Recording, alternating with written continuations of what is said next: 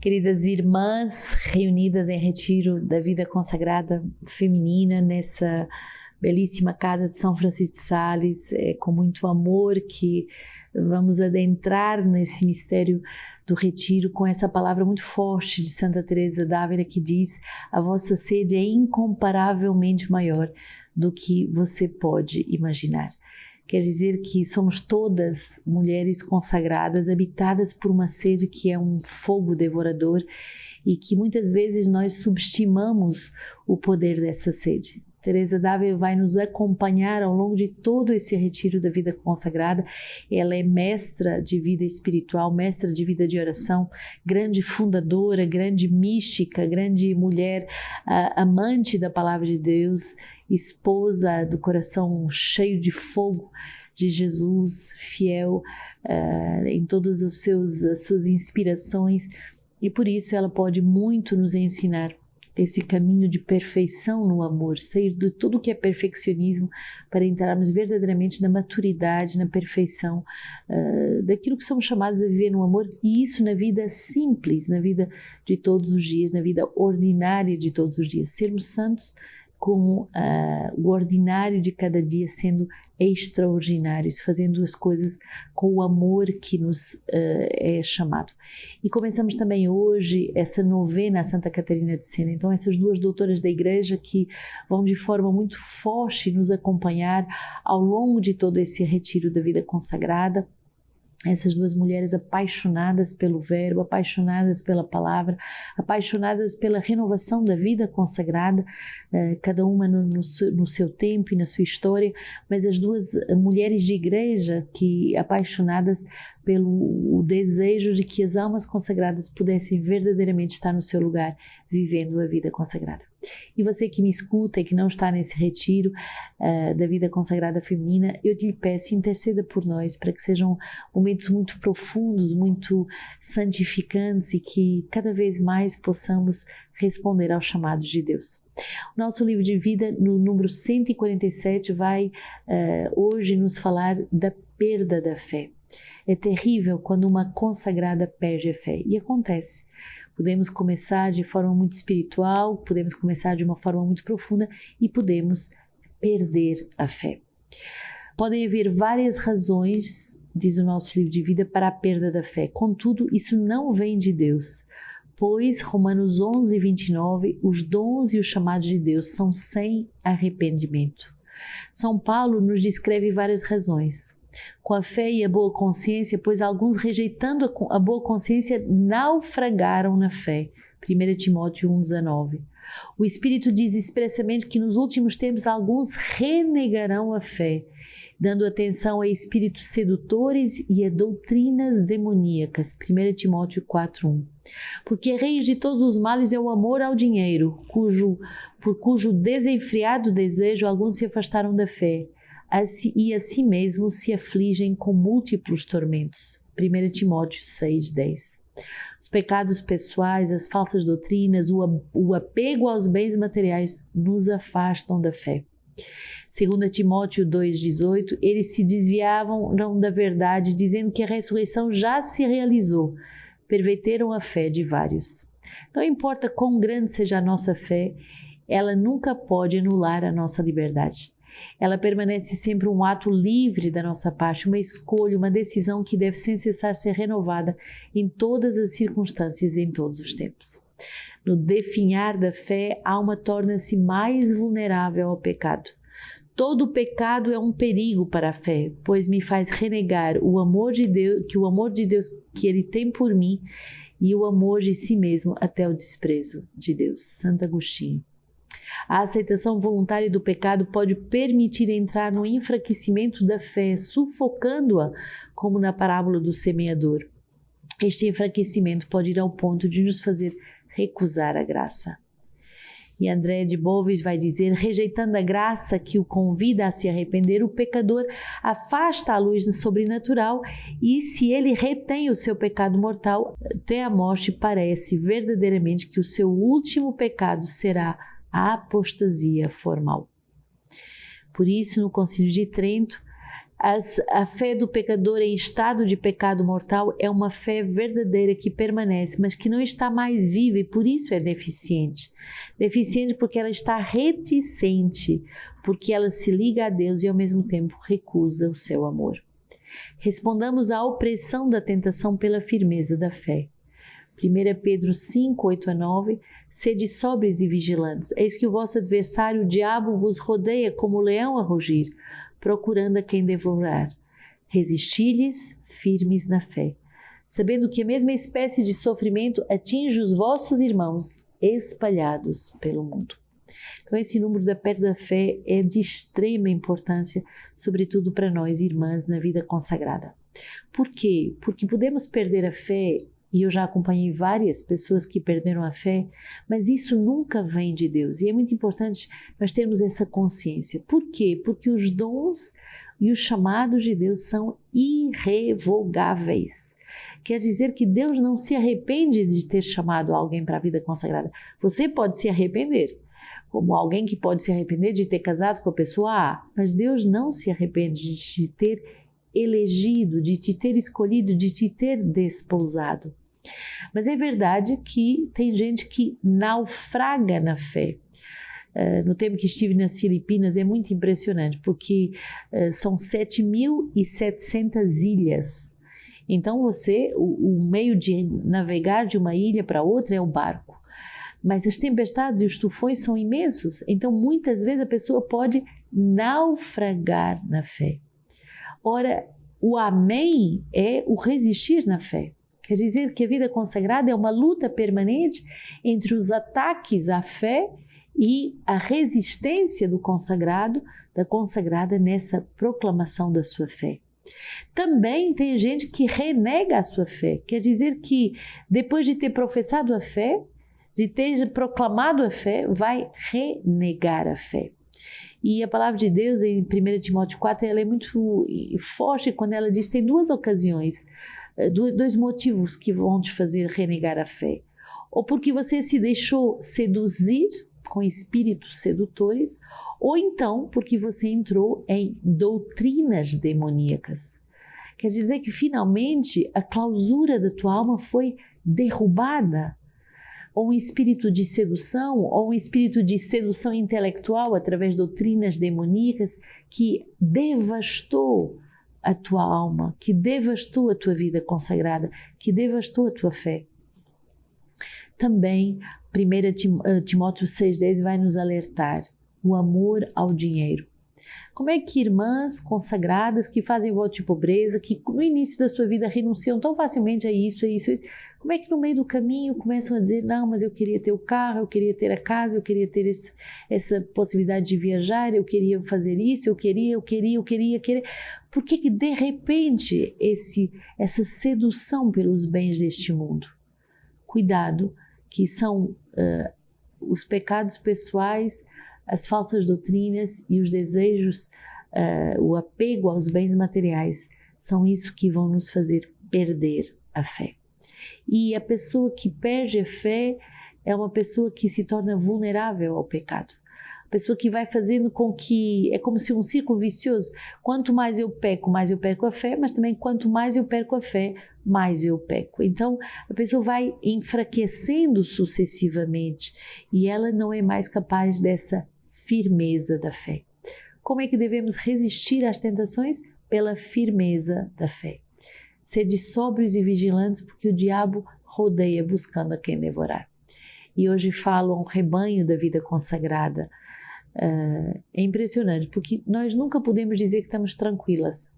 Eu não posso dizer, não, agora as mais de 100 irmãs estão tranquilas, a gente pode estar tranquilos, porque o demônio busca devorar sempre alguém.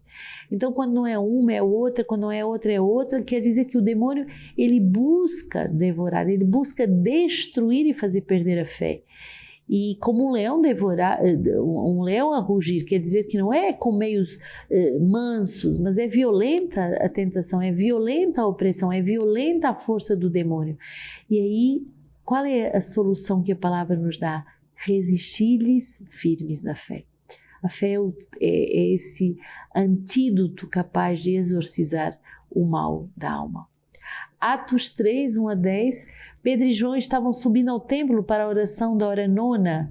Vinha então carregado um homem que era aleijado de nascença e que todos os dias era carregado à porta do templo, chamado Formosa, para pedir esmola aos que entravam. Vendo Pedro e João que iam entrar no templo, implorou que lhe dessem uma esmola. Pedro, porém, fitando nele os olhos, junto com João, disse-lhes: olha para nós. E ele os olhava atentamente, esperando receber deles alguma coisa. Pedro, no entanto, disse: nem ouro nem prata possuo, o que eu tenho, isso por aí eu te dou. Em nome de Jesus Cristo Nazareno, põe-te a caminhar. E tomando pela mão direita, ergueu. No mesmo instante, seus pés e calcanhares se firmaram. De um salto, pôs-se em pé e começou a andar. E entrou com eles no templo, andando, saltitando e louvando a Deus. Todo o povo viu andar e louvar a Deus. Reconheceram, pois era quem esmolava, sentando-se junto à porta formosa do templo. E então ficaram cheios de admiração e de assombro pelo que sucedera. Hoje, com essa palavra tão forte de Deus, olha para nós, é o tesouro da vida consagrada. Viver não de uma forma solitária o seu amor e a sua vocação, mas viver em comunidade, viver como corpo de Cristo. E onde estamos reunidos em nome de Jesus, Ele está verdadeiramente presente. E essa presença real de Jesus cura, liberta, ressuscita, revigora, salva uma vocação, salva vidas, salva pessoas. O grande tesouro da vida consagrada é não vivermos sós a nossa vida, mas viver com Jesus no meio, com Jesus que é verdadeiramente vivo e ressuscitado. E o Salmo 104 vai nos ensinar que temos um outro desafio, que é viver a vida como escolhidos. Celebrai o Senhor e invocai o seu nome, anunciai entre os povos as suas façanhas, cantai para Ele, tocai, recitai suas maravilhas todas, glorificai-vos com seu nome santo, alegre-se o coração dos que buscam o Senhor. Procurai o Senhor e a sua força, buscai sempre a sua face. Descendência de Abraão, seu servo, filho de Jacó, seu escolhido, Ele é o Senhor nosso Deus, Ele governa a terra inteira. Ele se lembra da sua aliança para sempre, palavra empenhada por 1000 gerações. Aliança que Ele fez com Abraão e juramento confirmado por Isaque. Vivermos como escolhidos, vivermos como pessoas que são postas à parte, que foram retiradas de uma vida ordinária, de uma vida comum, de uma vida guiada apenas pelos seus interesses pessoais. Viver como escolhidos, como mulheres escolhidas, viver uma vida que é a vida de Cristo, viver o mistério que nos ultrapassa. Nesse retiro da vida consagrada, te exorto, mergulha nessa vida que te ultrapassa, lança-te em Deus, lança-te no amor de Deus, lança-te no mistério que Deus derramou em teu coração e que te faz carregar, e esse mistério te ultrapassa amplamente. Lucas 24, 13 a 35, eis que 2 deles viajavam nesse mesmo dia para um povoado chamado Emaús, a 70 estádios de Jerusalém, e conversavam sobre todos esses acontecimentos. Ora, enquanto conversavam e discutiam entre si, o próprio Jesus aproximou-se e pôs-se a caminhar com eles. Seus olhos, porém, estavam impedidos de reconhecê-lo. E ele lhes disse: que palavras são essas que trocais enquanto ides caminhando? E eles pararam com o rosto sombrio.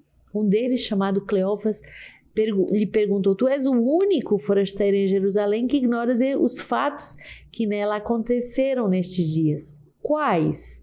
Disse-lhe ele. Responderam: o que aconteceu a Jesus, o Nazareno, que foi um profeta poderoso em obra e em palavra, diante de Deus e diante de todo o povo. Nossos chefes dos sacerdotes e nossos chefes o entregaram para ser condenado à morte e o crucificaram.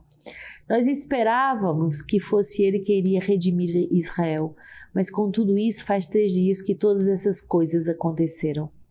É verdade que algumas mulheres que são dos nossos nos assustaram, tendo ido muito cedo ao túmulo e não tendo encontrado o corpo, voltaram dizendo que tinham tido uma visão de anjos a declararem que ele está vivo. Alguns dos nossos foram ao túmulo e encontraram as coisas tais como as mulheres haviam dito, mas não o viram. Ele então lhe disse: insensatos e lentos de coração, para crer em tudo o que os profetas anunciaram. Não era preciso que o Cristo sofresse tudo isso e entrasse em sua glória? E começando por Moisés e por todos os profetas, interpretou-lhes em todas as Escrituras o que a ele dizia a respeito. Aproximando-se do povoado por onde iam, Jesus simulou que ia mais adiante. Eles, porém, insistiam, dizendo: permanece conosco, pois cai a tarde e o dia já declina. Entrou então para ficar com eles, e uma vez à mesa com eles, tomou o pão, abençoou, depois partiu e distribuiu a eles. Então seus olhos se abriram e o reconheceram. Ele, porém, ficou invisível diante deles. E disseram um ao outro: não ardia o nosso coração quando ele nos falava pelo caminho, quando nos explicava as Escrituras? Naquela mesma hora, levantaram-se e voltaram para Jerusalém. Acharam aí reunidos 11 e seus companheiros, que disseram: é verdade, Jesus ressuscitou e apareceu a Simão. E eles narravam os acontecimentos do caminho e como haviam reconhecido na fração do pão. Reconheceram Jesus na Eucaristia. E hoje quero vos testemunhar que não é uma, nem duas, nem três mulheres consagradas que eu acompanho, que deixando a vocação, que fazendo como esses discípulos, se afastando de Jerusalém, isto é, se afastando do seu mistério, se afastando daquilo que são chamadas a viver, por desânimo, por não compreender os acontecimentos, por tantos fatores que não vamos julgar. Mas ao deixarem a sua vocação, a tristeza, a paralisia, o ar sombrio com que são invadidos. Quantas cartas de pessoas me dizendo, ainda essa semana, recebi uma carta de uma jovem que, tendo deixado o caminho da vida consagrada, dizia: eu te escrevo em lágrimas, eu percebo que eu errei amargamente, eu percebo que eu cometi mais uma vez um ato de precipitação, um ato de loucura, mas não é esse o caminho que o Senhor me chama a seguir. Jesus, ele vem e é essa presença que traz de volta. Mas eu quero te alertar que você que me escuta e que não é consagrada, você pode ser esse anjo que traz a vocação de volta. Não ajudes a abortar uma vocação. É impressionante que quando a pessoa quer seguir a sua vocação, tem tanta gente que é empecilho, mas quando a pessoa quer deixar a sua vocação, parece que todo mundo quer ajudar a pessoa a fugir da sua vocação. Não sejas ajuda para que a pessoa fuja do seu mistério. Ajuda a perseverar, ser presença de Deus nessas horas. E aí Jesus vai dizer justamente aos seus apóstolos tudo que lhes revela o seu mistério, e os seus corações ardem de novo. Também acompanho muitas pessoas que passam por momentos de turbulência, mas finalmente deixam Jesus vencer nos seus corações e o seu coração volta a arder de novo. A virgindade resplandece de novo, a inocência resplandece de novo, a beleza da pobreza, castidade e obediência tornam-se fecundas de novo, e é magnífico ver essa nova primavera de uma vocação. Permanece conosco, Jesus. E termino hoje com essa homilia pascal de um autor antigo que diz: lembrando a felicidade da salvação recuperada. Sejamos essas mulheres que lembram-se da felicidade recuperada, que fazem memória de tudo que Deus fez de maravilhoso na nossa vida, que fazem memória de que, de verdade, somos chamadas a vivermos à sombra da fé, à sombra da árvore da fé, como mulheres que resplandecem em Deus, como mulheres que são consagradas para resplandecer um outro. Que Deus nos abençoe e nos guarde.